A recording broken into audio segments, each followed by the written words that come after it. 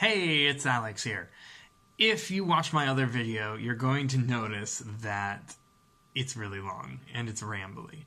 And part of me really wanted to edit that all down to make it look really professional and nice and such, but the other part of me was really worried that that would just come across as inauthentic. So for now, I'm going to leave it up. This, though, is the practical point of what I'm trying to do.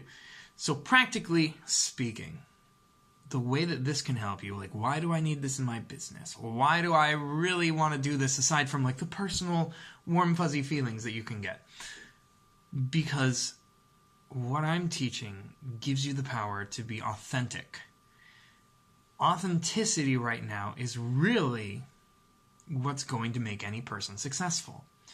You can have all of the techniques, you can know all the psychological secrets to facial expressions and posture and how to use your voice and how to manipulate words and use your tone of voice to get people to like you. And you've probably all seen it in action at some point during a sales pitch or during something. And I don't know if you all do this, but I know I do. My fake alarm goes off right away.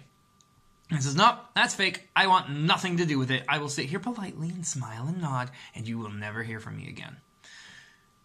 So I kind of gave an example earlier, like in the other video. How do you best convince your boss of something? Well, sure, you got to do your research. But when you go to give the presentation, instead of focusing on all of these external things, oh, I have to do this, I have to do this, I have to speak this way, I have to use this terminology, just be authentic and watch how they'll latch into that authenticity. If you're trying to get a date, or you're going to go on a date, or you've been on a date with someone who's inauthentic, you know how painful this is. You want to date someone who's true to them. You don't want to date someone who is constantly analyzing what you're saying, running it through their head, and then saying exactly what they think you want to hear, because you know what happens? You know they're just saying what you want to hear. And it's really not pleasant. It's not very attractive at all. So instead of trying to learn all of these things to woo your lover, forget it. Be authentic to you. Why would you want to attract someone who's falling in love with something fake that you're putting on anyways?